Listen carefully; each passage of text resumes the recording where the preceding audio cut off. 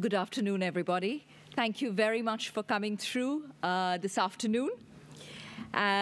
This is a panel that is being hosted by UN Women at this Women's Human Rights Forum, and we are going to be discussing 20 years of the Beijing Platform for Action for Women overall.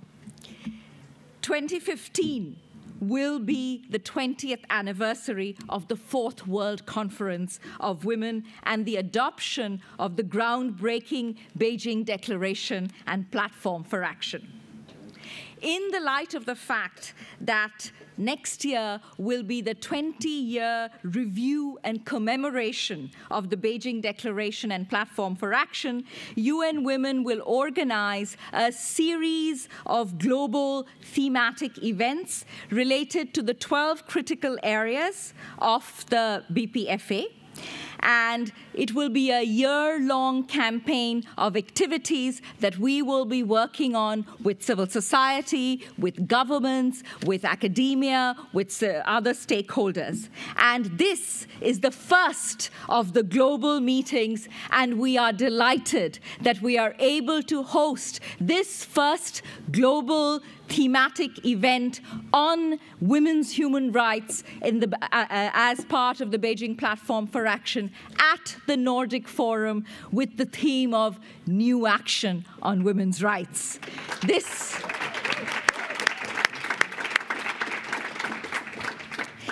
is fitting indeed. My name is Lopa Banerjee, and I'm the head of the civil society section at UN Women. Your host for this event is the executive director of UN Women, Dr. Phumzile Mlambo-Ngcuka.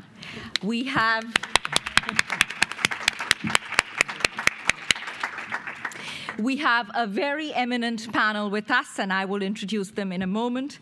But I just want to talk a little bit about what this event is and what we will focus on. One of the 12 critical areas of concern of the Beijing Platform for Action is specifically devoted to the human rights of women and girls. And the Beijing Platform for Action acknowledges that the full enjoyment by women of all human rights is both a means and an end in itself to achieve gender equality and the well-being of the human race. So the Beijing Platform for Action calls for the protection and the promotion of the human rights of women through the full implementation of all human rights instruments, but especially the Convention on the Elimination of All Forms of Discrimination Against Women, CEDAW. Through its recommended actions, the BPFA aims at eliminating discrimination on the one hand and at ensuring the achievement of equality on the other. And the human rights of women are addressed directly and indirectly across all its 12 critical areas. And this is why it is so crucial that we keep the Beijing Platform for Action and its intention central as we move into the determination of the post-2015 development agenda. How can we ensure that the post-2015 development agenda embeds women's rights at its core and achieves gender equality as its central and substantial goal in terms of its development aspirations? So this is what we will discuss through this panel. We will talk about how can the post-2015 development framework promote and protect women's and girls' human rights, what types of policies have been successful, what are the strategies that we need to adopt to strengthen the implementation of the Beijing Platform for Action. We have, as I've said, a wonderful panel with us. We have Dr. Simar, who's the chairperson of the Afghanistan Independent Rights Commission. We have Prudence Mabele, who is the founder of the Positive Women's Network from South Africa. We have Virginia Vargas from Peru, and she's the founder of the Center Flora Tristán and member of UN Women's Civil Society Advisory Group in Latin America and the Caribbean. And we have Ambassador Venetia Sebudandi, who is the ambassador of the Republic of Rwanda to Sweden. And before further ado, let me turn the session over to the host of the forum, Executive Director Phumzile Mlambo-Ngcuka of UN Women.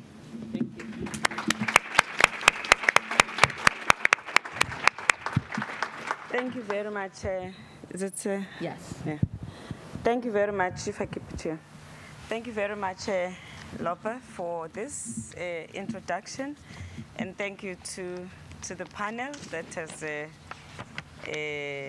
here that will help us, and hopefully the audience will also help us to unpack the topic. And I'm pleased that we are meeting here with you, and the focus of this particular panel, but also the thrust of the forum is on rights, something that is very central to what we want to achieve post-2015. And as Lopa says, this meeting marks the first in a series of 12 critical areas of concern of the Beijing Platform of Action. Am I audible? You'll need to use the microphone. No, okay, okay. Would you like me to hold it for you? Yes. Okay. This is the first of a series of events that we are going to have, which will culminate to post to 2015 September in the General Assembly next year. We will make sure that by the time we've covered this period, every aspect that was themed in Beijing has been covered. And it is not every country and certainly not every member state that wants to dwell on the issue of rights. So it's important that here we have an opportunity to actually discuss the issue of rights. And in fact, it is one of the contentious issues going forward. It is one of the reasons why we are unable to celebrate and to mark Beijing in a manner that we would have liked to. So clearly, we've gone forward and we've gone backwards. And here today, we are trying to see how we could leapfrog as we go forward with the agenda of women and of humanity, in fact. So our goal is to seize this historic opportunity and to re-energize the spirit of Beijing to advance women's rights and women's empowerment and gender equality. We must not take small steps. I keep on saying this wherever I talk to people because of the moment that we have. This is the nexus of the end of MDGs, the 20 years of Beijing, the beginning of post-20. Someone said in the earlier session, we mustn't call this post-2015 is uninspired. So this is us moving towards, because we are moving forward to 2030 when we'll be evaluating Vision 2030, so that it's not too boring. So we have all of these things come together, which means there is relative appetite for change. That there's an expectations amongst the nations of the world who are critical for setting the agenda and sustaining implementation. And therefore, if we do not bring to bear big, bold steps, we will miss an opportunity. And I'm just worried that after 15 years, some of us may not be around, so I don't want to miss out. We need to make sure that we do something significant now. In the past 20 years, we have seen progress at the international and national level to promote and protect women's human rights and full and equal participation. But 20 years ago, just 12% of parliamentarians were women, and today, 22% of MPs are women. Progress, but modest. 20 years ago, 40% of women were engaged in wage and salaried employment. Today, 48% of women worldwide are being paid wages and salaries. Progress, but modest. 20 years ago, 15% of young women were enrolled in college-level education compared to 25% today. There are now more women than men enrolled in universities, and this trend started in the 1990s. Good trajectory, but modest. So I think you get my point. We have taken speed, we have been moving forward, now we need a real jump. We have also adequate data that gives us a sense of what works, why it works, how it works, and now we just need to pump it all so that we are able to really get to break the back of the inequalities. Globally, 139 constitutions include guarantee on gender equality. 129 countries outlaw domestic violence, and at least 117 countries have equal pay laws, and 117 countries outlaw sexual harassment in the workplace. Women have equal rights to own property in 115 countries. In 93 countries, women have equal inheritance rights. And yet, discrimination against women continues in law and in practice. So, you know, it's these contradictions that we need to address. We need to make sure that we have, while we have a half-filled glass, the other part that is still empty, we fill it solidly. And we take advantage of what we know now, and we take advantage of this trajectory for change. So in the era that we are in as well, we know that when something is in law, it does not mean that it will be implemented. So part of what we have to engage with here is how do we ensure that laws that are passed actually work for women. We also know that many of the new laws that have come into, that have been adopted in our countries that involve women will usually be introduced in a space where there isn't a history of implementing those laws. So you don't have gender-sensitive judges. You don't have gender-sensitive police. You do.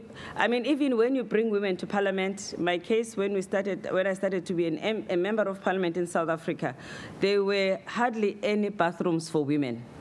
So you have to start with the most basic things. So we know that it is not enough to just pass the law. We have to create the human resource. We have to create the infrastructure, and we have to cross the dots all along. In what we have seen as progress and what we have seen as limitations, we now know what was the reasons for some of the limitations. And therefore, we need to make sure that in our push forward, we actually connect the dots properly, and we invest in the capacity of, and the capacity and the theory of implementation that takes into account the specific context that impacts on underperformance when it comes into implementing women's laws. A World Bank study last year showed that 143 economies found that, the participating countries were 143, and they found that 122 countries still have at least one legal difference in how men and women are treated in terms of economic opportunities, which constrains women's economic opportunities. And it is also in those countries where there's significant opportunities for women to actually advance economically. So to some extent, there's a positive story where in some economies, there is this unique opportunity for women to progress, but the same countries actually even sabotage their own inclusive growth in that there are still laws that makes it difficult for women to take advantages of the opportunities that already exist. These barriers include laws that make it impossible for women to independently obtain ID cards, something as basic as that, or own and use property, and access credit and or to get a job. Again, it's very specific things that we need to do. And all of these things, when you look at them, that constrain women significantly, they have to do with rights. They have to do with the fact that if the laws are applied properly, women must be able to have recourse so that you could actually open up the space and the opportunity that is there. And of course, women themselves continue to lack awareness of their own rights, in particular of women such as migrant and indigenous women. They remain especially marginalized. And that then takes us back to the importance of a strong women's movement, of a women's movement that will also target these specific constituencies within the women's constituencies that still remain outside the scope of those who benefit. But also, we need to make this a responsibility of governments and all of society, including men. If you are a leader of a country, if you are responsible for public resources, these public resources must work for everybody. It is underperformance of high magnitude when, as a government, you actually have legislation, you have instruments that only benefit half of the people that it's supposed to benefit in a country. In the job descriptions of directors general, of all of the ministers, we should be able to have a key performance indicators that says impact on women on the policies you are responsible for implementing. And we convert that into the figures and the number of people that are not enjoying a right that is already being supposedly given to everybody in the country. In that way, we will see how much the impact of the application of laws diminishes in the totality of the nation. And it is the narrative that, therefore, we also need to change ourselves. That when we engage with governments, when we engage with the private sector and other stakeholders, the frame of the argument about women is not about charity. It is firstly about the right thing to do, and the fact that empowering women contributes fundamentally in shifting the manner in which the country would go, and it prevails. I mean, it provides an opportunity for a very inclusive and a more successful society. When we talk about growth, we just don't talk about growth. We talk about growth, development, and we talk about an inclusive type of growth. And that only happens when we actually tick all these boxes. And of course, the importance of disaggregating data, so that we know what it is that we are measuring when we are talking about impact on women. And lastly, on the issue of rights, because rights are qualitative, you can't always give just figures when you talk about rights. Rights need to give us the absolute and the intense content on what it is that changes in the quality of one's life, and that isn't always possible to quantify, and it does take time in some cases. So when we are looking at how we are going to be we are going to be evaluating the impact of a rights-based agenda, we need to think qualitatively just as much as we need to think quantitatively. So Beijing+20 and the era after that is going to be merged together with what we are going to have in the Vision 2030 agenda, where we must make sure that the implementation is mainstreamed and it is everybody's responsibility. The one goal that we're talking about is everybody's goal, and everybody has to implement it. The mainstreamed goals and the indicators that we want to see in all other goals, that is going to be in everybody's agenda. But that must also at the same time advance us in Beijing, so that we do not have a situation where women are pursuing the implementation of Beijing and the rest of the world were pursuing MDGs, which sometimes seemed like disjointed activities. We're bringing this together and we're making it everybody's responsibility, and we're inserting the context of rights at the center of what is going to happen. And we look forward to working with you in that situation. Thank you.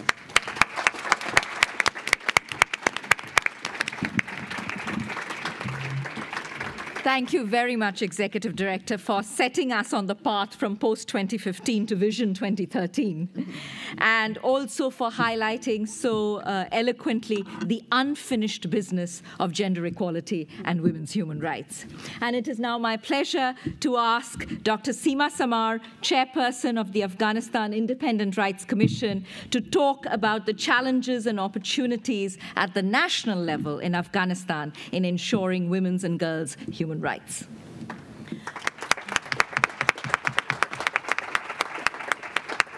Good afternoon, everybody. I'm sorry, it's difficult to say a lot about Afghanistan in 7 minutes, but I try to read quickly. Women in Afghanistan under the Taliban were subjected to systematic discrimination, brutal and inhuman treatment by the government, were not allowed to go out and work, get an education, or simply walk on the street unless they were accompanied by mahram, by a male relative. In contrast, now Afghan women are able to attend school, get higher education, work and hold offices. They have leading position in the media, different industries. They are working as politicians, artists, singer, and present people in the provincial and elected bodies. They also serve as a cabinet ministers, diplomats, CSOs, NGO leaders, although we have only one diplomat. Afghanistan Constitution guarantees equality between men and women. It obligates the state to respect, promote, and protect human rights, work for empowerment, improvement of the situation of women and family. Afghanistan has ratified and implemented CEDAW, and its EVO law criminalized the act of violence against women. However, the majority of improvement has happened only in the big cities. The people, the women who are living in the rural area, they did not really enjoy much. I'm representing a country which is the most difficult country for women in the world.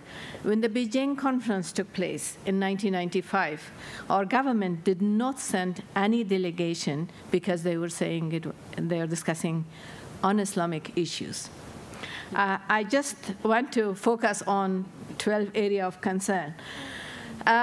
One is the poverty. Women in Afghanistan still are the poorest of anybody in the country, particularly the one who are the head of the household. Access to education, yes, we have more than 3 million girls who are going to school, and we have around 20% of the higher education as a girls. But we have millions of girls who does not have access to primary or secondary education in the country. And a dropout of the girls at the age of puberty is really high due to a lot of issues. Women in health, of course, we were one of the most difficult country in the world again. It was 1,600 mother and child death out of 100,000. It is somehow lower, but it's still very high, I think, because still there are women living in Afghanistan who does not have seen a doctor in their life. Violence against women, I think you always hear that there's a very brutal violence against women in Afghanistan, and one of the problems is, I think, is also the lack of education and also the culture of impunity on violence against women.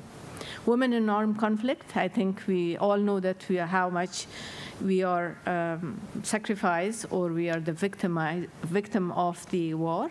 And I think we have been at war for 35 years, so you can imagine how is the situation of women. Women in economy, of course, as I said, the women are still the poorest, but they don't have a lot of access to paid job.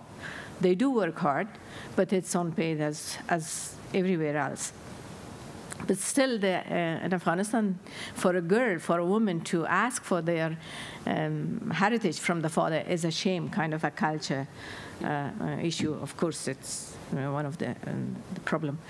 The women in power and decision-making, as I said, we have 3 women in the cabinet. We have some other women in a high position. But unfortunately, we don't have any women on the more critical issues regarding the country, including the issues of security, including in the Supreme Council. Supreme Court Council, which we have 9 people, and all of them are men and conservative men.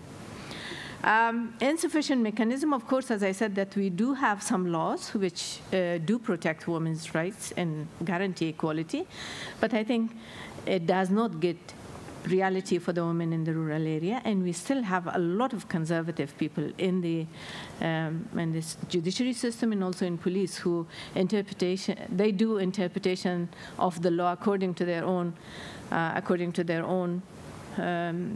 mentality.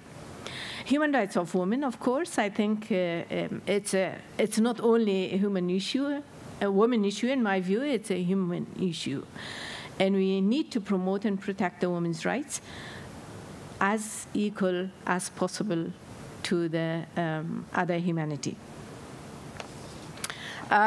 Women in media, I think we do have free media in the country, and it's much better than ever in Afghanistan. We had only one national television, which was locked up by Taliban, but we do have more than 60 television channels, but it's not owned by women. It's all owned by men. We have more than 200 radios, but again, it's only 5 or 6 of them are owned by women and not the other part. Inequality in management of natural resources and environment.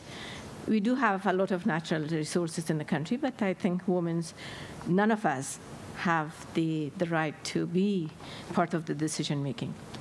Of course, the discrimination against girl child is still in Afghanistan. The girls belong to somebody else. The boy belong to the family, so they focus on boys.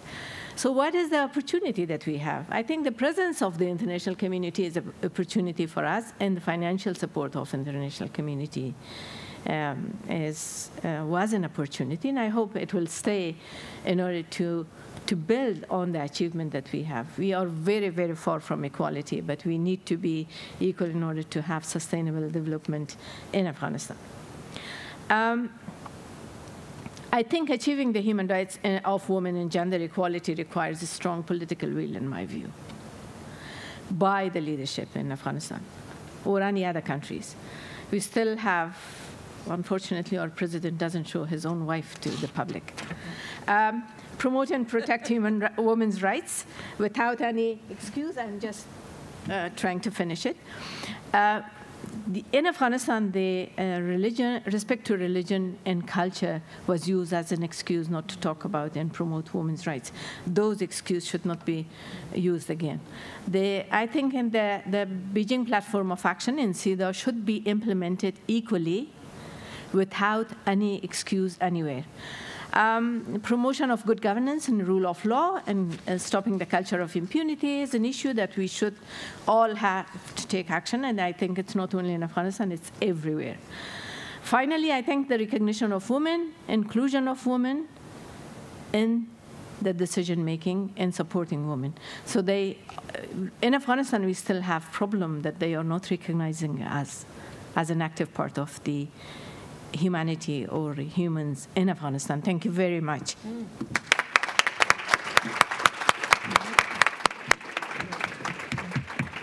Thank you very, very much, Dr. Sima Samar. And while Afghanistan was not able to participate in 1995, we hope that you and your colleagues will participate strongly next year when we celebrate and commemorate Beijing+20. Our next speaker, it gives me great pleasure to invite Ambassador Venetia Sibudandi, the ambassador of the Republic of Rwanda to Sweden, to the Nordics.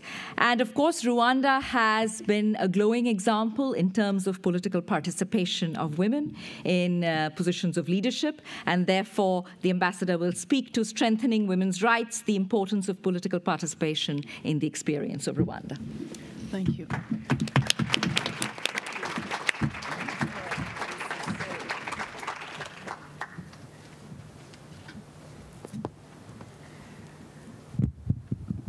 Hi. Madam Executive Director, distinguished panelists, ladies and gentlemen. As you heard, I'm here, by the way, to represent the Minister for Women from Rwanda, who did not come. So I'm not like an expert in women issues, but I'm here because I live in Sweden, and it is a pleasure for me.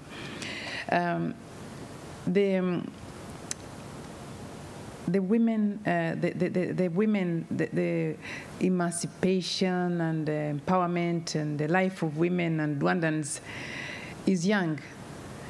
It's 20 years old, just like Beijing. So if you see, and I look back with emotion when I think my delegation was in Beijing, but those women who were in Beijing, they were emancipated, plain women, small, like small girls, yet they were ministers and permanent secretaries, but they were just emerging out of the genocide, maybe somewhere in a liberation struggle. Others were hiding in the roofs during the genocide. So they were not an impressive delegation. We did not have accreditation, but we had Gertrude Mongella. So Gertrude Mongella showed these women to the world. And as we say, they went to Beijing, they saw, and they came back and implemented. Yes, that is. So I will read my statement very quickly. Rwanda's journey to effective political empowerment of women can be traced from 1994 genocide against the Tutsi. The immediate post-genocide period was characterized by a total breakdown of basic infrastructure and services in the country. The consequences were so devastating and challenging that every surviving Rwandan adult had a responsibility to fill in the vacuum. The women of Rwanda stepped forward together to begin economic and social reconstruction and restoration of security, and played an important role in the unity and reconciliation of our people. The single most important factor that has driven Rwanda's progress in women inclusiveness and participation is political will. There is strong political will and commitment at the highest level towards promotion of gender equality, and a recognition that sustainable development requires equal participation of all members of the society in all sectors of development. I can say here that Rwandan women form 52% of the population. So this is a percentage that cannot be ignored. In compliance with the requirement of the 2003 Constitution that women should occupy at least 30% of all positions at decision-making level, the government began to implement this constitutional requirement by appointing more women to high-level positions of leadership, and also putting in place sound legal, policy, and institutional frameworks that support the implementation and enforcement of gender equality principles. Gender-sensitive laws were also enacted, including the law on the prevention and punishment of gender-based violence, GBV, laws on land and inheritance that guarantee equal ownership rights for men and women, including the right for women to possess land as private property. The statistics in this area are very impressive. In fact, when you see the land which is registered, the land which is registered in the names of women is a higher percentage than that of men. And the one jointly also is very impressive. It's like 28 to 21 and 78 joint. So the women of Rwanda, the man in Rwanda cannot have, who is married, cannot do anything, cannot have land that is his. He has to have it with his wife, or the house.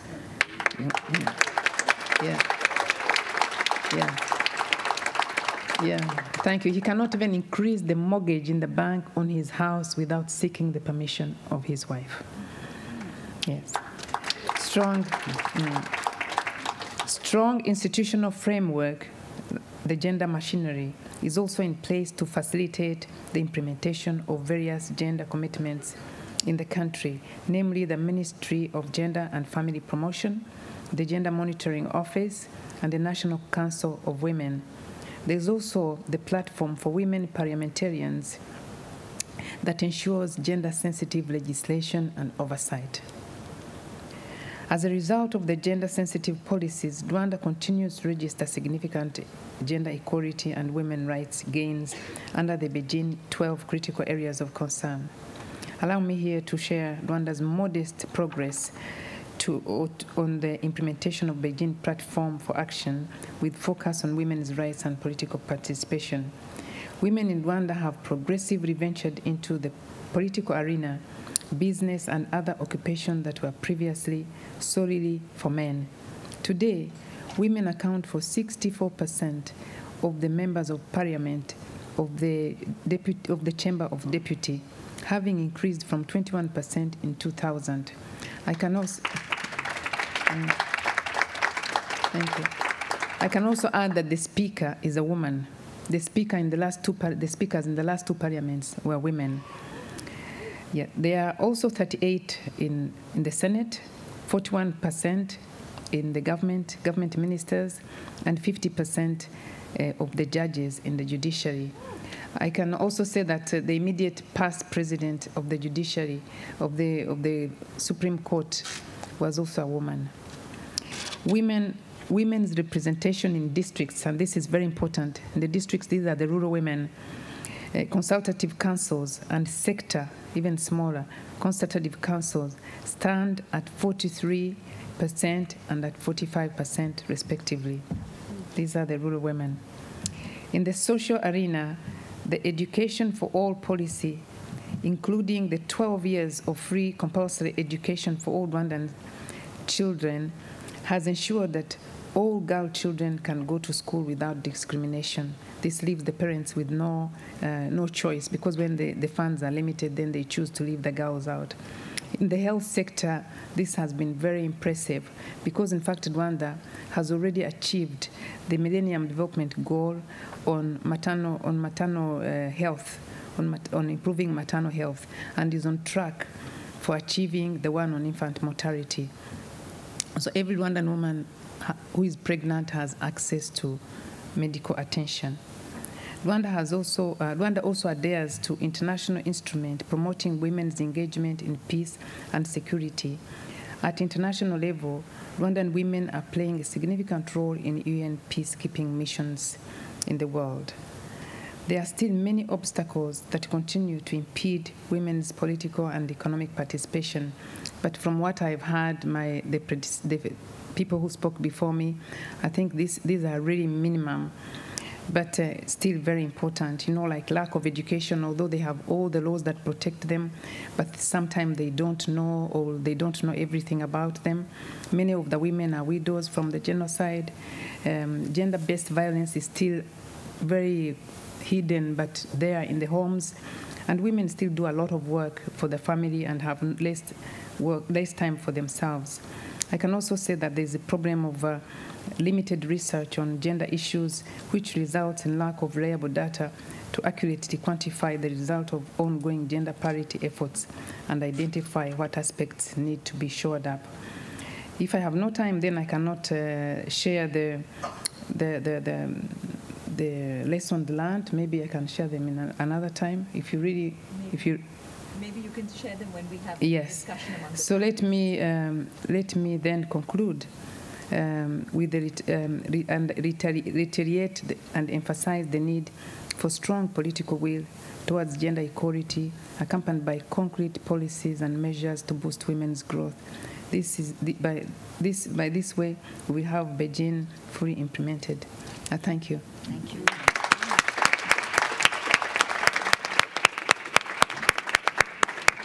Thank you very much. I now call upon Virginia Vargas, founder of the Center Flora Tristán and member of UN Women's Global Civil Society Advisory Group in Latin America and the Caribbean.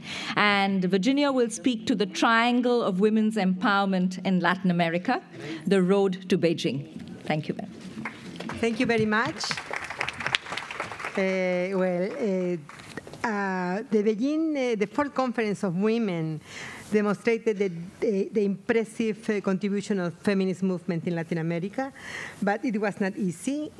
We have to deal with the fact that the majority of the Latin American governments in that moment were very conservative, and the Vatican had a lot of influence in them. To confront this situation, we expand our alliances between feminist autonomous movements and feminists from some of the governments. especially the Caribbean ones, the European ones, some Latin America, not too much, and feminists from the United Nations agencies, remarkable in that moment, UNIFEM and the ECLAC.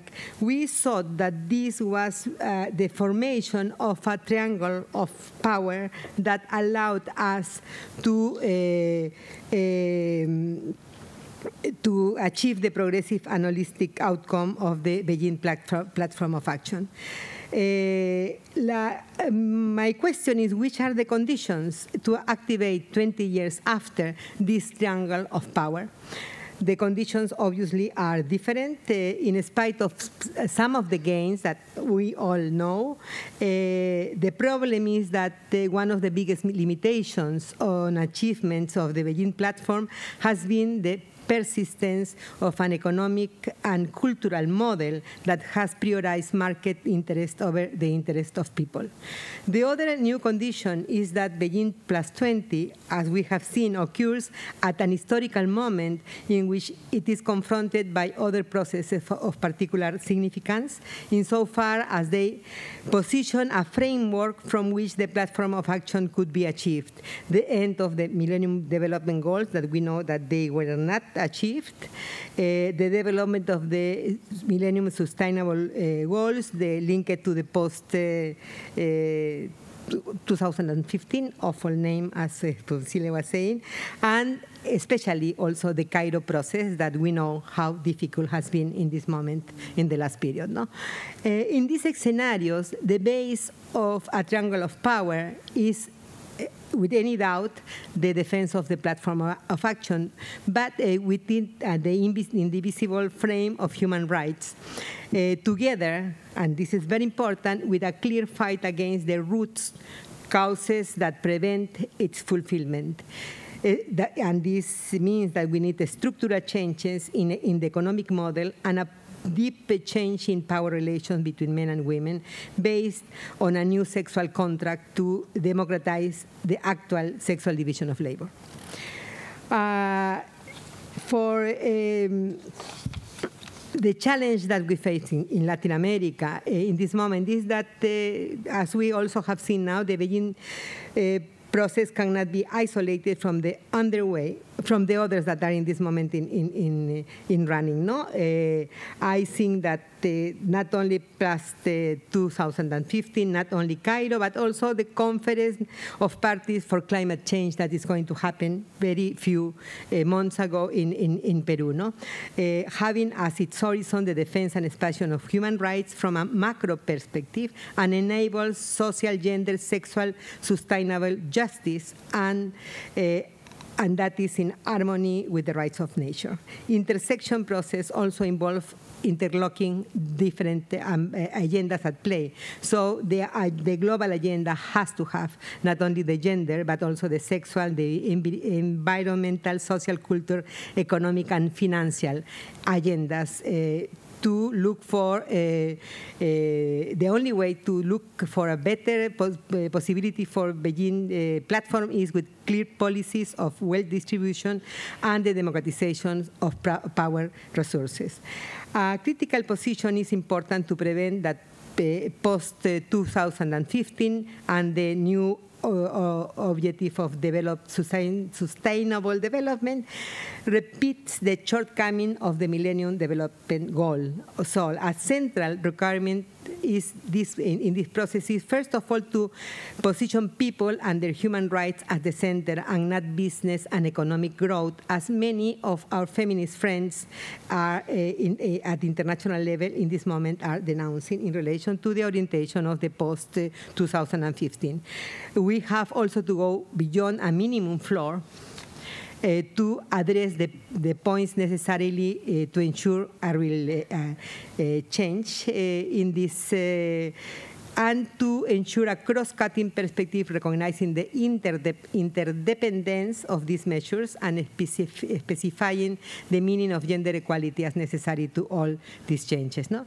Latin America has a very important disadvantage in this moment because it's the most unequal region in the distribution of wealth. It's not the poorest, it's the worst in redistribution. I have to go. So we have to go further on that. We have a strong feminist movement, and that is important. And we have also the alliances of the UN women in this moment. Not so clear with the governments, but okay, we can go a little further in that. No? And we have to recognize the cumulative effect of the struggles and gains of the women in the recent conferences, but also the other ones in relation to racism in the beginning of the 2000, and the ones of the United Nations Declaration of Indigenous People, no? Because I think that the diversity in a very critical way is one of the very important highlights of Beijing after 20 years. At national level, it means feeding the capacity of social mobilization for the social movement. The campaigns are absolutely fundamental, as we have been saying. But I think that to go further in this, I want only to make a very strong affirmation of a process of alliances through the defense of the autonomous rights of women. They're deeply interlinked. So strengthening the physical autonomy, that means not obviously all types of violence, but also sexual and reproductive rights, abortion as women's rights to decide about their own body, and sexual diversity as a democratic right. Also the economic autonomy, I have to speak about that. We need macro policies that really change the model that is in this moment at the stage. We have to also strengthen the political autonomy of the women with parity, not quotas anymore, and laws against political harassment, recognizing that the political value also is in the social movement and not only in the relation with the governments. And strengthening the socio-cultural autonomy, that means not only the collective voices of women, but in this moment in Latin America, the absolute defense of the recognition of the diverse culture, the recognition of the importance of the defense of the territory, and of laws from intercultural perspective. All this, I think, they are constitutive of a macro policy project and a democratic agenda based on intercultural perspective that 20 years later realizes the equivalence of multiple viewpoints and worldviews that feminist movement today are bringing to the actual implementation of the platform of action recommendation. For such a task, the creation of a triangle to be able to respond to this new movement is absolutely urgent and will be a gain for women and for democracy. Thank you.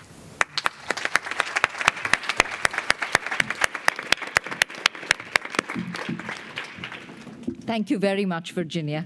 And it is my great pleasure now to invite Prudence Mabele, founder of the Positive Women's Network, who will speak to applying human rights to improve women's reproductive and sexual health. Prudence, you have your 7 minutes. Thank you. Mine is simple. I just want to ask all of you to please think about this. If any young person, a girl, goes to school and they are just discovering information because they are talking to each other, where are the parents? What happens to the teachers when you teach the young girls? Because I think we focus too much on women and we forget about them. What happens to them menstruating? Who tells them this is your pad? This is how you're going to wear your pad?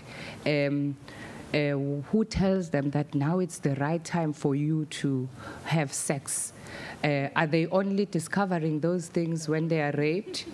Are they only discovering those things when they put each other under the pressure? Or when the harmful practices that we have in our own cultures says to them, now it's time, to be taken by an old man and be forced into a forceful marriage. Hence, you're not ready, you're not yet developed in your body. So I want to say, in all of these policies that we keep, putting them into papers, we need to make sure that access to information, access to services, access to, even just a young person coming to you to talk to you. They're able to come with the right information so they can freely make, choices with that, integrity and with that information. That is missing when I look at what's happening. We have a situation where we have great policies in South Africa. We are a young democratic country of now we in the 20 years. But you find out that in every policies that we've put down, you could trace back. I was only young when I went to Beijing, and I'm glad I did. I was sitting next to Nozipho in the plane, and Nomboniso.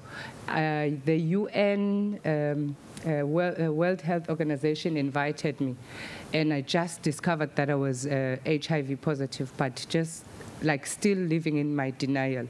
And I just remember getting there and finding all of you beautiful women speaking about your rights and not finding my space as young as I was. And I was saying, what is this? But throughout of that, there was one thing that I saw that we were not talking about in that conference. We were not talking about sexual and reproductive health and rights in that strong way. We were not talking about HIV and AIDS. And that is why now we are moving backwards, because now we're talking about it. We had to squeeze it in. We had to have the UN gas. We had to find other means to put it together. But having said that, I just want us to also recognize the fact that when the education department says to the health, you cannot distribute condoms in school, we as NGOs on the ground, we know what's happening in the schools, and we're coming to distribute female condom and male condoms. And the education department says, no, this is not what we want. The very same school governance are parents, and they're saying, no, that's not, you are promoting sex to our young people. So there's all those conflicts, and why are we having these young people or young girls falling pregnant? So we need to start linking all of those things. Why are they falling pregnant? And why are they having unplanned pregnancies? Where is family planning? What's happening? What is it that we are doing? She was right, Phumzile, when she said we need to look at the quantitative. What is our impact when we go to those places, when we talk to the women? Yes, I still say when we talk empowerment also, we have, in South Africa, we have excellent policies. We have even the best constitution. However, we need to make sure that everybody can use this piece of paper and be able to realize their rights. And at the current moment, that is not the case. And every time we hide because we look at what is best for me. You say, okay, we're doing best when we're talking about HIV and AIDS. Women living with HIV can get anti-ARVs. And then you also talk about mother to child. You say we've eliminated all, children are not born, they are born free of HIV. You now miss one point again in that full package. What is the point? The point is the very same HIV-positive women are now dying of cervical cancer. And then you go back to schools again. You're saying we're going to pilot HPV vaccine. You take the small pharmaceutical company. You're not fighting the big so all the schools can access that. You just do it in a small scale. While that is happening, you're saving those 300 girls in that school, but another 300 girls are having sex at young age, and that put them at risk of getting this cervical cancer. So what is it when we say sexual health? What do we mean to these young girls, to these young boys? Are we talking to them in the right way? Headlines today, South Africa, a young 23-year-old is being given as a gift to SABC CEO. This young person had a career she could have stayed focused in that and maybe look for another man when she's ready. But this is the situation. We are a progressive country, but how come that is happening? We have moved back. When I look at Beijing then, we have moved back. Mama Kuzwayo, who was also one of the lead in the delegation, Dr. Nkosazana Zuma, you name them. When I look at today, we have just given in. We've given in, and as we have given in, we are watching things happen. We have Ugutwala, which is young girls being adopted while they're going to school in the rural areas. What are we doing about that? We are trying to say, okay, you know, those men must be convicted, but what is it that we are doing? So having said that, the economy we can talk about, we can say the women are in parliament, but whose agenda are they now driving? When are we having this discussion in South Africa about the Beijing?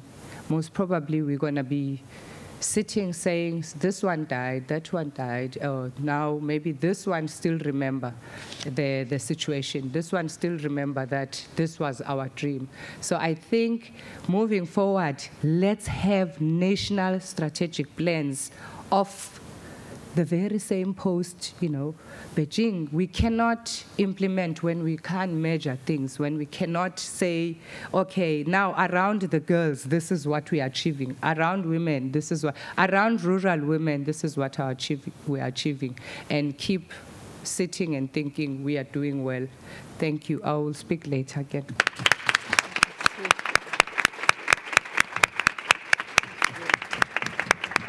Thank you very much, Prudence. We have about 30 minutes now. So what we're going to do is we're going to spend 10 minutes with the panelists discussing a few of these issues, very important issues that they have raised. And then we will throw it open to the audience for a Q&A session with the panelists. I will lead with the first question, and then I will ask the executive director if she wants to engage in any particular question. So my first question, and it goes to all of the panelists and for you to engage with each other, is all of you have pointed to certainly successes, but you have pointed to crucial actions in each of your specific areas. So my question to the panelists is, if from each of your spaces you had to focus on one new action that the implementation for Beijing must prioritize, then what would that action be? And what would be the challenge around that,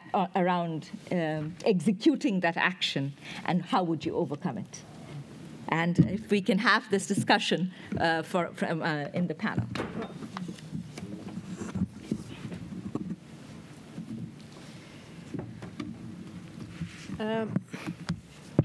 I think I would focus on education, education, education, quality education, including, as she mentioned, about the sexual education, because in our case in Afghanistan, or in most of in our region, I would say, we cannot speak about these things. We will be blamed on blasphemy, and then we will be killed.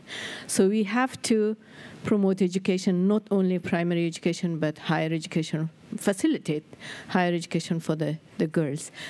And that could be easily implemented because they will not really, they cannot use the excuse of religion, respect for religion to stop the education.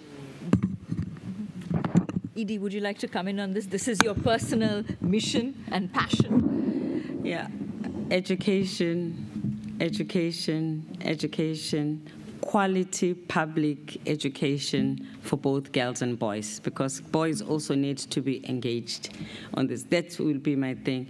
I mean, because I'm Edie, I can have half a point.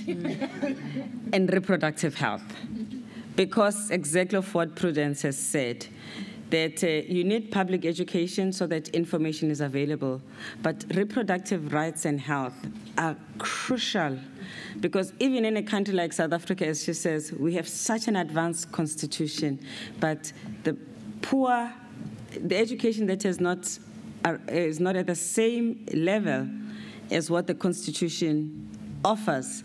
And the fact that where reproductive rights and health have been compromised you cannot correct it. Because once something has gone wrong with a girl, that's it. There is no recourse. So the thing about reproductive rights is that it's a one chance, and if you miss it, the girl's life is messed up.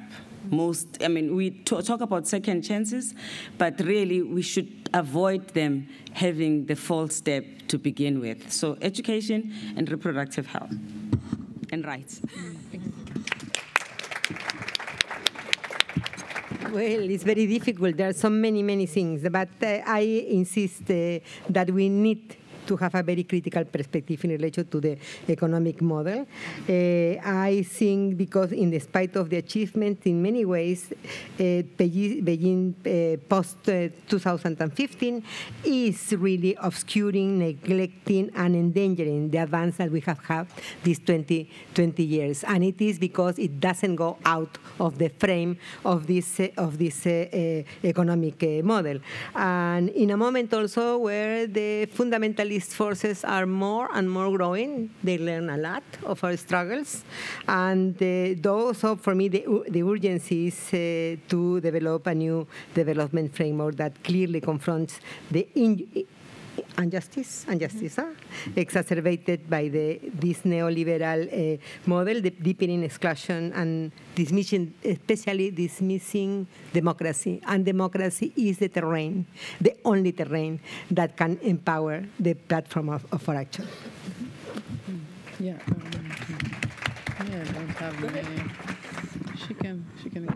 Okay. I would have a small seminar with all the ministers of women, gender, and sit with them and make them understand that the implementation of CEDA is needed at all levels, but not just, like a plan. We need to see who is going to do what, not the way we're doing things. Gender mainstreaming, we just put gender. Any document, gender. No. Show us the results. What's happening? What are we doing to making sure that you don't put 40 women in parliament and then 40 men and then you think that you've done it? Let's train every woman to understand why women's rights, why all of the things that we're talking about. Is it on? Honestly, for me, by participating in this panel, I now understand how privileged the women in my country are, and the girls. They all go to school. They all have access to health because there's health insurance for every Rwandan. They have elections in the smallest village. They're elected. They go out and campaign and they're elected. These parliamentarians, they have voted all the laws you can think about, and all these institutional mechanisms, they implement them. So I find that really the women in Rwanda, some things that are being talked here, I don't even know that people can have different salaries. I didn't know it exists because I'm an ambassador, but I have a grade, and everybody in my grade, whether man or woman, has the same salary. So for me, what I see here, and I don't know if this is a major problem to be addressed in the category that you have, is access to finance, more access, to small microfinance loans. They are there in Rwanda, really, they are there. But they are not enough because it's a poor country. So it means what they lack is they lack it because we are a poor country. So if there was somebody who was coming as a philanthropist and says, what can I do for women in Rwanda? They look like they have everything. I would say, give them some money. Because when they're empowered, they also empower the families. They make a difference in the families. And then they can also, they can go out, and then the men don't have to see the darkness and then hit them in the darkness because they see nobody's, they can talk. So this is not education. For the young, they are all educated. But the older generation, it's going away. So we feel that their immediate needs are not really, they are important, but to educate them, they go and vote, they go and go to political rallies. And I think what really I would go for is to ensure that every woman has access to finance. So I had asked two parts to this question. I had said, what would be the new action? And I would say, and the second part was, what would be the key challenge? And how would you overcome it? So if you can. I think the key challenge is lack of political will. Number one. Number two is, of course, the financial issue in our case. For example, the majority of our budget goes to military activity rather than education. So I think if we spend that money for educating the people, we will promote peace and stability, sustainable peace and stability, rather than buying planes and tanks and guns to go to war, I don't know with whom, to kill some other people. So that is important, political will and finance. I mean, the fair budget, let's say, for education and healthcare, and I fully agree with reproductive rights, because that is what can empower women. For me, empowerment of women is the means to control their lives. In our case, even some of us very radical, but we still have to wear a scarf because to live, to survive in that society. So that empowerment would come with all human beings within the country, not only by women, but of course, women can play a stronger role.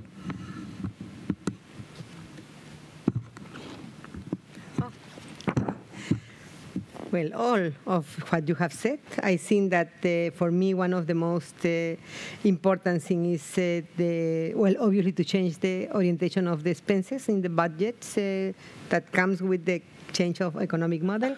But in Latin America, we need a secular state and a political secular culture also to avoid the fit of the Vatican in our lives. And in that means also to recover the body as subject of rights, as subject of citizens. Our body has the rights, and we have to recover that.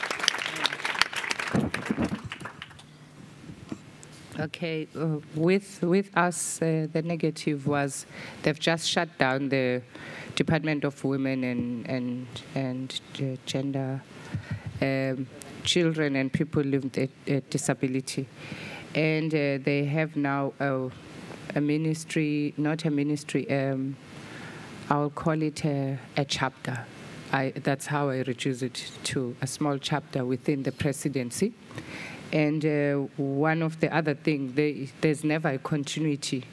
If someone is championing women's rights, they tend to be moved around, and then somebody new who must also take maybe a year or so to quickly get into the action. So what I would have done, I would again go back and have this discussion on the Beijing plan and making sure that the report is circulated within all the NGOs and the other people, but also look at the gender budgeting, because the money seems to be going into all the wrong directions, but not where the women and girls are supposed to.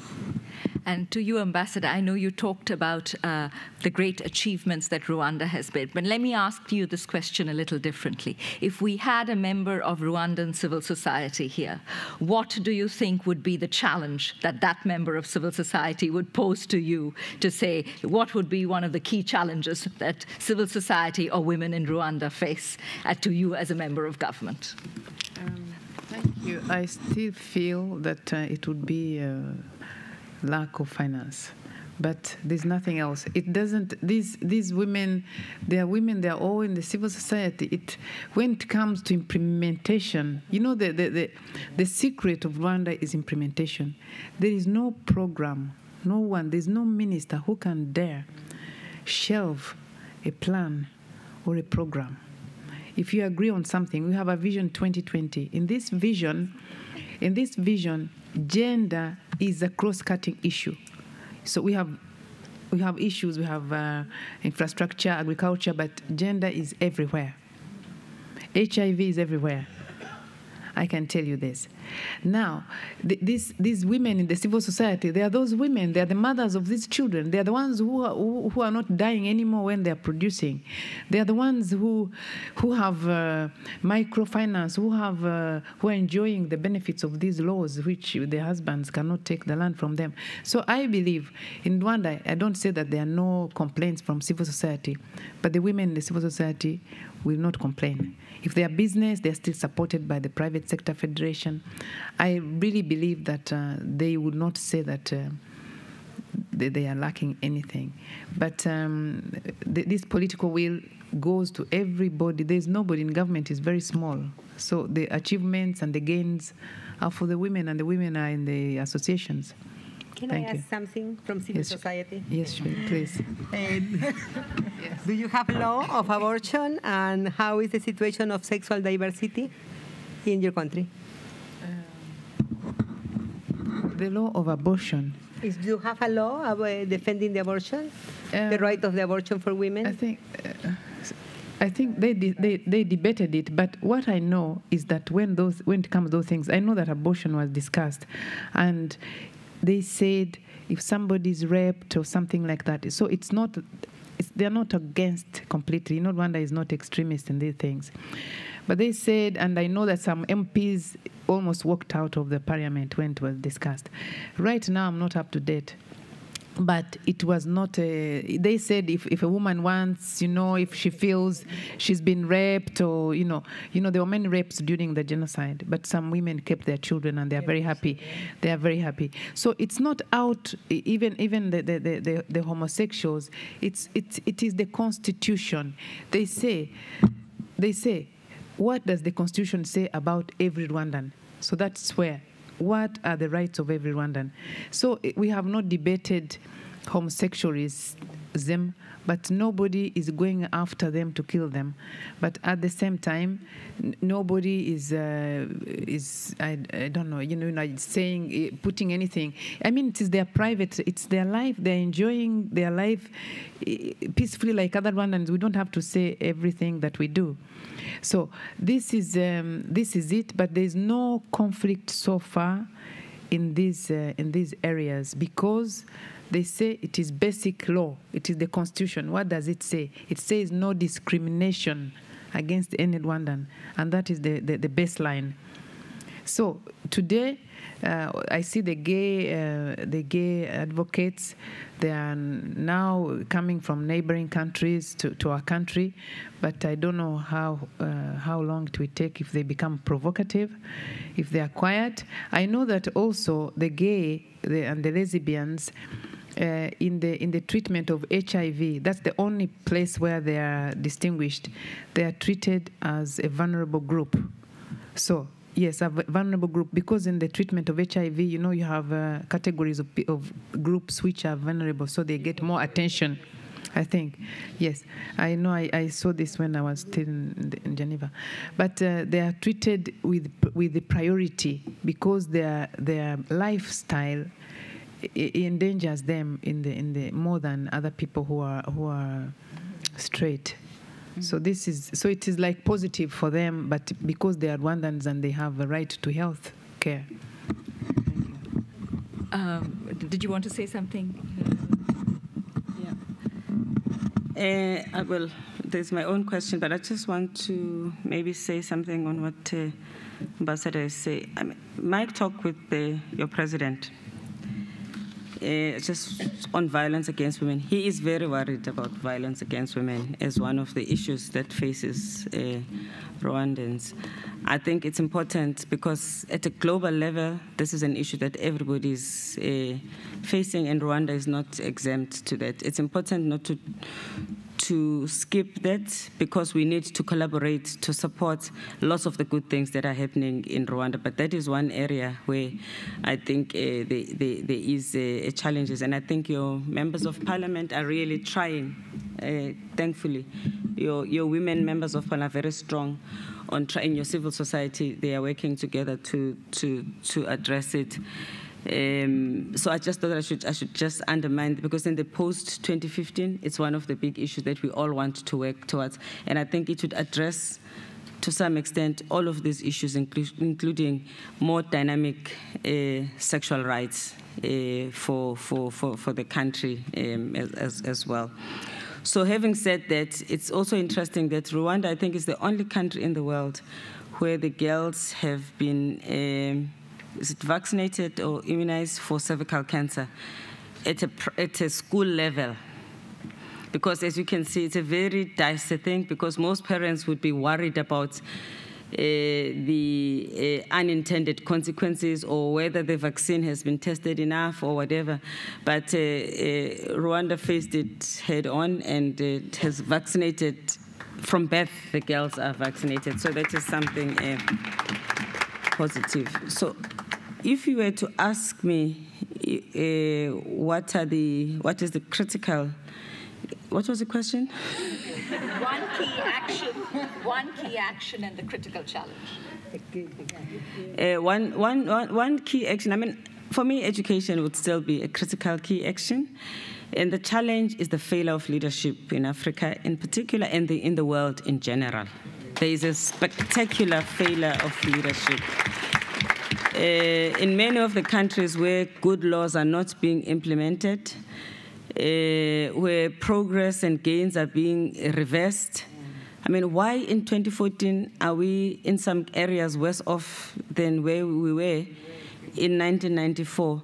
There has been a progressive failure of leadership as far as it, and I think for me that would be one of the most critical, because once we've got good leadership, a lot of these things that we're worried about, the leader will champion. In the absence of strong and decisive and gender-sensitive and just rights-oriented leadership, we minimize. It will still not be perfect because there are certain challenges, but at least you'll minimize some of the negative impact that we are talking about. Thank you. I'm going to throw this open to the House, but before I do that, I just want to say we are here to discuss the human rights of women, and gender equality requires critical attention to all interconnected and indivisible rights, which includes sexual rights, sexual orientation, civil, political, economic, social, and cultural rights. It includes people of all orientation, of all choices, LGBTIQ issues, and all intersectionalities. With that in mind, let me throw open the question to the House and for the panelists. Yes, let's start with you. I would like to have some advice, because some... Please introduce yourself. And if you have a question to a particular panelist, please address that, or in general. Thank you. My name is Mlambo-Ngcuka. I'm from Syrian Women Network. And at our founding conference, where some people were arguing that we should not adopt the Universal Declaration of Human Rights because there is a section about homosexuality. I would like to... somebody from those more conservative countries tell us their experience, how they can change the mentality. We don't want the Declaration of Human Rights because of that article. How we talk about other rights. Thank you. I think what we'll do is we'll take a few questions and then we'll respond to that. But Sima, you should keep that question. Okay. Yes, the gentleman. My name is Mlambo-Ngcuka Mishra. I actually write in the Times of India, which is the biggest English newspaper in the world, and plus in Politiken in Denmark.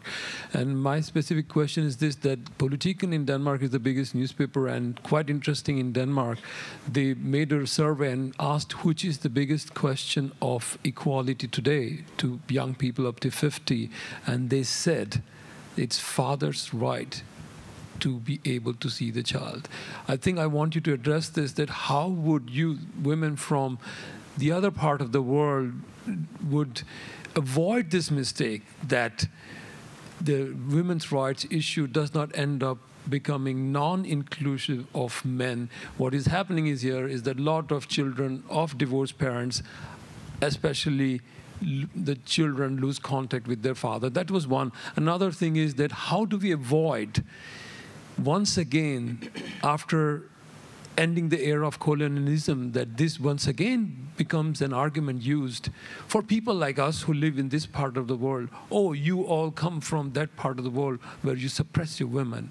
So this has become another way to have a racist ideology by saying we all are from that part of the world where we treat our women bad. So I am definitely a big supporter of women's rights, and I'm really happy to eventually see somebody from Rwanda that has implemented the women's rights issue in a very good way. Thank you very much.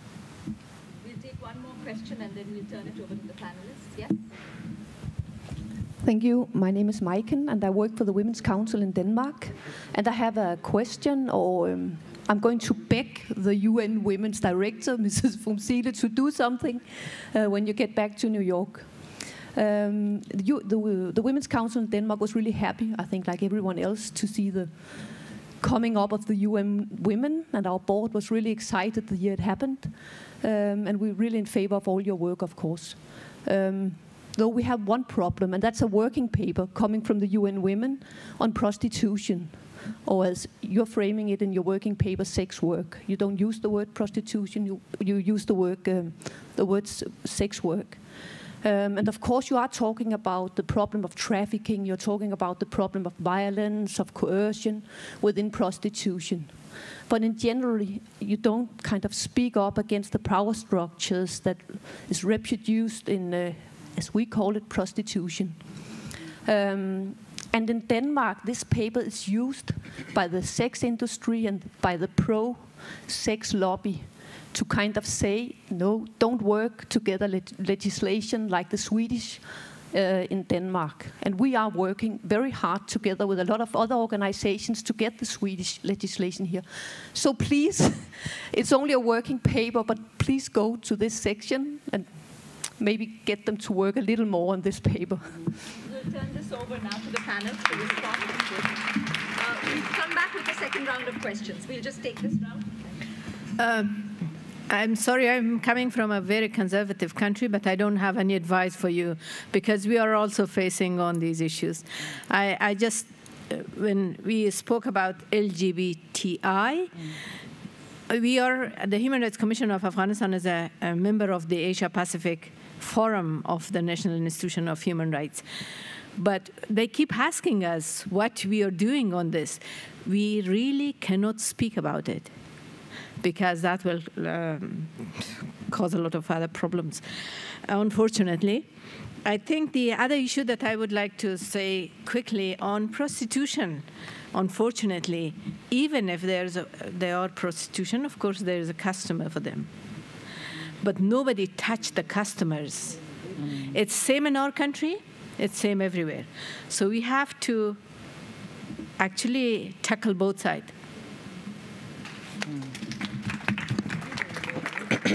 I want to advise you, when we go to CSW and we end up running around lobbying all the Africa position, we've never agreed on LGBTI. However, our country, South Africa, the Constitution stated very clearly. So we normally take a lead. However, when we talk about key population under the HIV and AIDS, we always make sure MSM, all of the above are there. So sometimes you're not going to get it in full, but you will get it. There's always a compromise, but we always try our best and take a lead. But half of the time, things never work. It takes nights and nights and nights of non-sleep to lobby, knocking in every embassy in that whole New York in the cold weather. You know every embassy, talking to them. So keep pushing, keep pushing. Maybe one day we'll get it. And then number two, the father's rights. I want to say my advice is we do need to work with men and boys. However, I'm in a situation where I'm fighting this one organization that sat in a room and piggyback on the women's rights and are getting funding to talk about our agenda. And I do not like that, because women, if you go back, they were you know our struggle, because you said you followed us. Yeah. So there is no way where you'll find a main organization wanting to express how we feel. You do not know. So, but we can work as partners. The very same boys look out for their mothers also. They grew out of a mother. So we sympathize, and even the men also, they come from mothers. So we can work together. However, let's just keep our agendas nicely separated. Don't be clever, because there's no cleverness in that. And we are still talking to this men organization. Very quickly, I think that the change of mentality is absolutely crucial for us, the change of daily life. That is why I was saying that politics is not only having laws, but also changing the mentality with contracultural strategies. In relation to prostitution and sex work, I know that this discussion is huge and very deep and very polarized, but in the conditions of Latin America, and I'm speaking about my experience, the prostitution is many times is the only way that women can have some kind of access to money to have their own child. So what I am against the sickness of the relation of the sexual relations in general, not only between prostitution and men, but all of us. We have to have a much more open. But in the meanwhile, I think that the women have the right. These women that are in this situation have the right to be protected. They are in unions. They are working in many senses to have their own autonomy and to go out of it. And in relation to the colonialism, yes, I think that the hegemony of a worldview as the only one has been one of the most awful things for the countries in the South. Although I think that the violence and the problems of the women and the denigration of women is not an issue of the South. Just look the statistics of the level of violence in the countries of the North.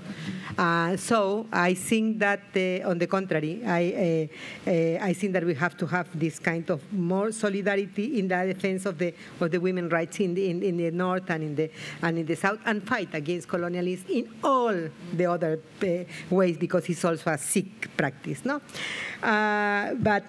Okay, and I think that the man has the right to see their children, but I have only one condition for that: a man that has been violent against the women is not a good father.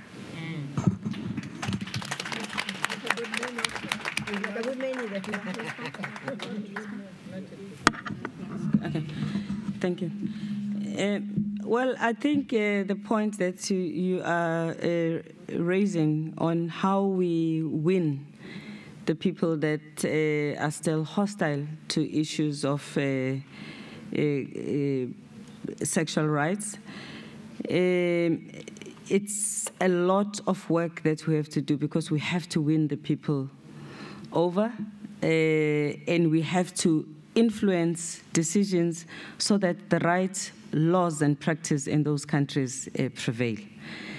And I think for us as UN Women, we constantly being put in a situation where we almost have to, there's a threat that if you don't, if you push the agenda of the rights of gay rights, we will punish you with taking away the rights of women. And we cannot accept the sexual rights of all people of all orientation and women's rights. We want it all. And it is now about just how we negotiate, making sure that you do not lose on the women and you gain on the rights that you have not gained.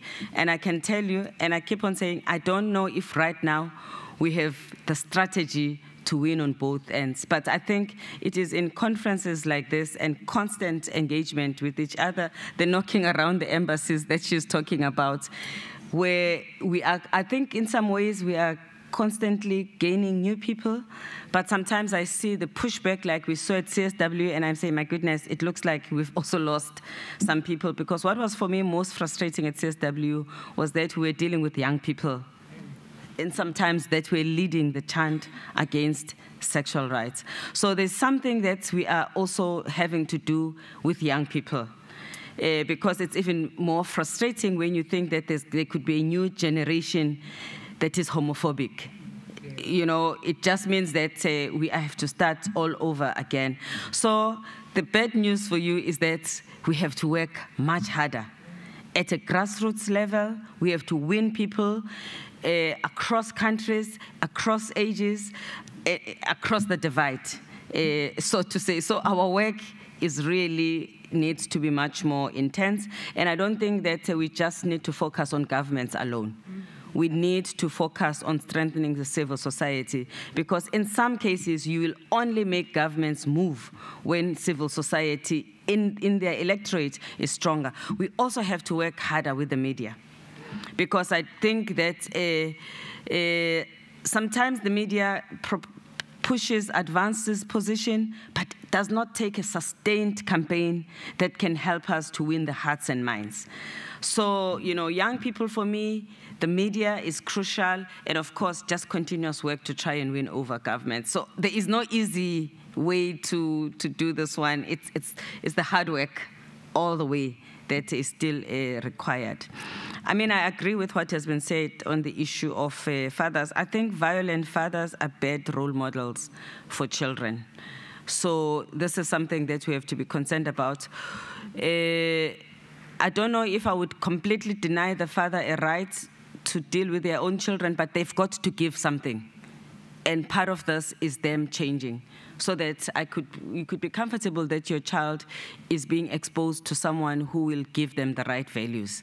So, and also I think that the laws must provide that situation where the children are actually being protected from a violent role model. But when the father is not violent, I think then it really is fair that the father has got access. I also think that it is important that the men find their place in the struggle for women and play a critical role, but they must raise their own money also. because the issue of dipping on the small pot of the resources that are available for women's work is potentially a very divisive issue. It's a very difficult issue because we all know there's a gender funding gap that is there. So you want men, but you also want them to increase the amount of resources that are available for gender equality for the women and for themselves. But you cannot decrease the pot that is available for women. And the other issue that we are raising about, look at those people in other countries. I think those are some of the dynamics of pushback against migrants. We need to also take those issues within that scope of trying to make sure that if people are migrants, they're not being punished for the things that they might have run away from their countries for. So I think it's a much bigger issues. Issues of women and prostitution, which I'd also like Lopa to comment about, versus sex work. I just think that in the paper on UN Women, which is work in progress, what you have just done is exactly the kind of inputs that we are looking for, so that we could continue to work on the paper. But I actually think that our standpoint in general as UN Women is that firstly, we've got to protect the rights of women, that we have to do everything not to stereotype the women and not to punish the women. When you say prostitute, it is the woman that you are stereotyping. It is not the man who is the one that is creating the demand, and that is also the one that will abuse the woman, that will beat the woman, that will punish her. So I think that once you take a fundamental position where it's those who are for the use of the word prostitution and those that are for the use of the, you oversimplifying the complexity of the problem. I think all of us, whether you're using sex work or prostitution, all of us in the first instance, we want to understand the violation of the rights of women just by being poor. Because most of the women are sent there by the issue of poverty. So you don't want to punish it. When then they find this unacceptable way of earning an income, I don't want to also punish them again. I want to decrease the demand as much as possible. I want to decrease the demand as much as possible. I want to protect the women, and it still leaves us with a gray area where a woman could still be a victim. And I think this is the area in which I feel that in our work as UN Women, we have not arrived with the right equilibrium. I don't know if the Swedish model covers all of the instances. It's one of the critical, and there's a lot of good lessons to take from there. But I think that there are some areas where we could still address some of the issues in such a way that the woman is not stigmatized, it's not stereotyped. And as I'm saying, I don't think that we know the answers fully as well as UN Women. That is why we cannot call our paper a policy as yet. We're calling it a position because we want to elicit this kind of debate. And thank you for raising it like that. Thank you. Thank you. Yes. I'm going to throw it open to the House for the next round of questions. I just want to take up from where answers, because we're also looking for answers to help us. So just to take up from where the Executive Director left off, also on the question of how do you approach, how would you approach the issue of homosexuality in a conservative or in a conservative context? One of the most important ways, in addition to everything that has been highlighted here, is that we talk about the universal human rights of all, non-discrimination of all. And that's an entry point where we talk in terms of every human being and not discriminating against every human being. And that's an entry point. And also in that context, the issue of prostitution versus sex work. The entry point is the human rights of women and girls, and the UN Women is working with all partners on this issue to come up with an explanation or to come up with a way of working on this issue that addresses the human rights of women and girls. With that, I'm going to throw it open to the House for the next round of questions. The lady there who has been holding up her hand for a long time, and then we will go around. Yes. Over there, and then Gru, and then we'll come here, and we have 5 more minutes. So. My name is Ulrika Karlsson. I'm a member of parliament in Sweden, and I had the opportunity just 2 months ago to share the IPSI conference in Stockholm, and that would be 400 parliamentarians from all 134 countries attending. And I must say, my experience before was there is a lack of political will, but after IPSI, I would say no, there is a huge will.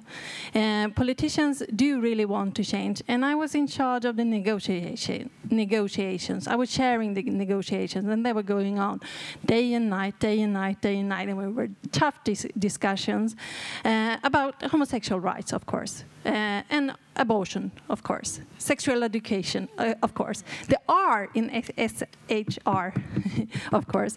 But I got it through, and they're still there. They're in the document, Stockholm Statement of Commitment, and there's the strongest document ever with 130 countries unanimously are behind.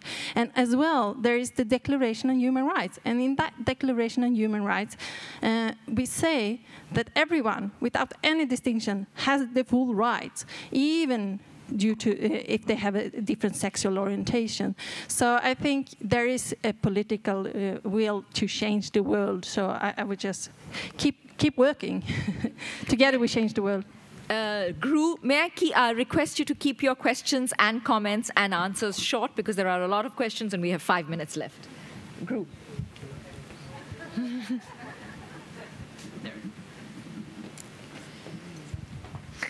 Thank you so much. I'll have a quick question. My name is Gro Lindstad, and I'm the Executive Director of Focus Forum for Women in Development. My question is, how do we get men to work with women in women's organizations? How do we get them to work in our organizations and not form their own? Because I think that's part of the problem that we're struggling with. And when we have meetings like this, when we organize women, most of those who come are women. And we end up preaching to the choir and speaking to ourselves. Teaching the Pope the Bible. Yeah. So a question to you, I think this is one of our challenges. What do we do? Okay, 2 questions here, and then 1 question here, and then we have to close. I'm sorry, we can take it outside this room. Yes, 2 questions there, 1 here, and then we have to close. Hi, my name is Hannah. I come from the World Association of Girl Guides and Girl Scouts, and I actually have an answer. There's 10 million girls in 146 countries that work very, very hard on implementing the human rights for everyone, everywhere. And I just would like to encourage you to use your national guide and scout associations, both co-ed and same-sex, to work on these issues, because they're all prepared, that's what we are, and to work on this. We have With You and Women Voices Against Violence, which is a program that all voluntary organizations can use, and I'm more than happy to talk to you about that for hours. And so Girl Guides are a good answer. Okay. The one person behind you, yes. Thank you. My name is Charlotte Kierkegaard. I'm an independent gender consultant from Denmark. I'll do it very short. You're talking about the global leadership or the lack of global leadership. And I can see that even though we here in the North we've come a long way, but still we have a long way to go. It looks great on paper. And what I can see, that constantly, we just had the financial crisis that really hit women hard. And nothing has changed since then. We still have the same structures. Do UN Women have, I think that the problem is that we still talk about growth, economical growth, as the solution for everything. And we're still here in the North. I mean, we have learned nothing from the financial crisis. The global system has learned nothing. So I can see different places that are starting to discuss the concept. Please? Okay, the concept of growth. How do we qualify that? Could we enter to that agenda and talk about growth in different ways? And do UN Women have an answer to that? Thank you. One last question here, and then I will turn it over to the panel here. Okay. Thank you. Sorry.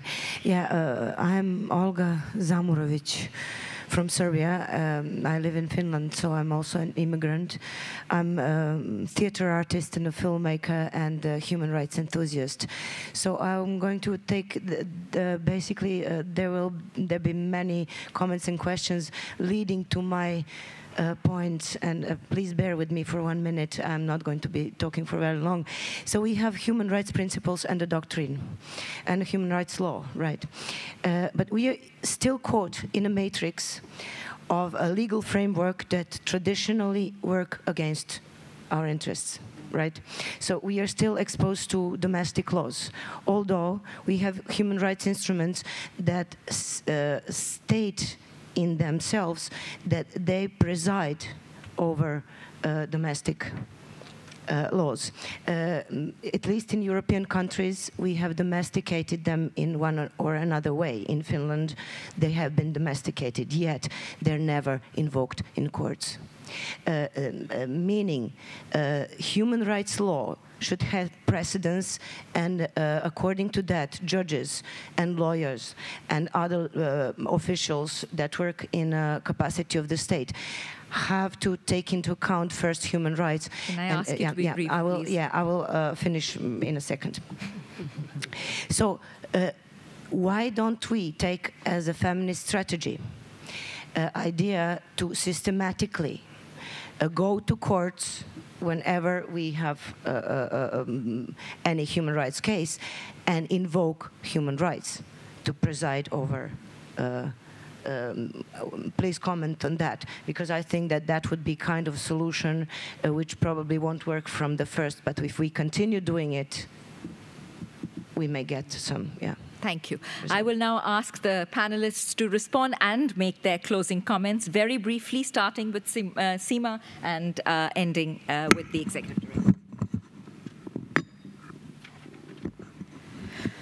Thank you. It's a lot of things to say, but I think we need to have a united approach for promotion of human rights and protection of women's human rights of women everywhere, every time, and every day, every night. And we will achieve. Otherwise, if women in Afghanistan suffers, I think somehow you would be also involved. At least you will have some kind of a negative or I don't know how to put it. Maybe if I put that human body as a human, female body as a human, if we are the smallest finger, if we hurt, you will hurt anyway. So we have to have united approach everywhere and solidarity among us. Also, just to say, universal declaration is the key. It's like the Bible to success. Why that? Because we wouldn't have what we see, /# bring back our girls. Who's ruling? We allow one thing that touches us like sex working or sex workers. We seem to have our prejudice, but let me tell you, it won't be them that will rule and take the girls. It's the other opposite. So we need to be aligned. Everybody has a right, and it ends there. Today, we're still sitting here without the girls. Where are the girls? Very briefly, I think that the young men are very much sensitive, and I have a special interest of having them and discuss with them.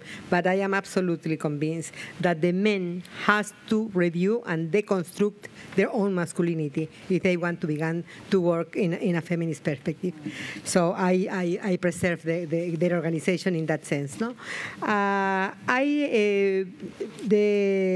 I think that the economic growth as a solution is one of the most compelling difficulties and problem that we have with not only the Platform for Action, but any kind of alternative that we are doing. And my critical view to the past plus 25 plus 215 is exactly that, because it doesn't go out of the economic growth as the important strategy. No? So we have to confront and confront and confront that thing. And to finish this, I think that the human rights is a permanent and unfinished sociocultural building. And that is the most important thing for us, because it's permanently growing and growing, because the risks for the rights of women are permanently there.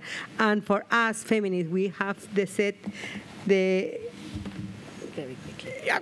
We have said the privatist politics and all these things of the yes. It is. And there my friend says that the social justice is also fair distribution and justice. Thank you. Yeah, for me, I have to say that I have been very privileged to come and be with you here and hear all these things. I'm not somebody who works in this area, especially since I left Geneva. I had lost touch. I'm very happy about that. And as a representative of the government, I will say again, the most important thing is implementation.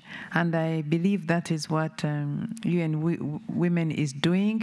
I think it is important for UN Women and for you other advocates to go out and see government, keep on knocking on embassies and see who has not implemented what and encourage implementation. But I think that is key.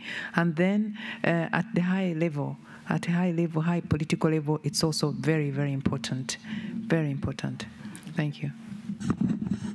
Well, I would just like to emphasize that we need to work with the suggestion, Grow, that you are making about how we make men take responsibility without undermining unintended, I suppose in some cases, the women's organization. I think it's actually worrying if in 2014 we have a women's conference and we do not have at least 30% of the participants that are men. Maybe we should be supporting men's organization to be affiliated, even if you form, because there's issues that they have to deal with by themselves, but they have got to have a structured relationship with the women's organization, and they must be present and participate, because otherwise, how will they understand what women are talking about? So I think you've just given us, just as usual, another task, even as we advance the He for She campaign in UN Women, to emphasize that as a strategic approach to the issue. So thank you very much for that contribution. And the issue, and I want to touch on the issue of the economy. I think in UN Women, we don't talk about growth, we talk about inclusive growth, because we do not think that growth by itself, certainly GDP, calculated growth does not address the full spectrum of the issue. It does not apply the supply issues, it does not apply the productive capacity, the redistribution of resources, and all of that. So it is about inclusive growth, but there is no time for us to unpack the details of inclusive growth, but it certainly has to address some of the issues that made the financial crisis happen, and that right now is making the bankers go on as if they were the victims of the crisis, because that is what we are also actually dealing with now.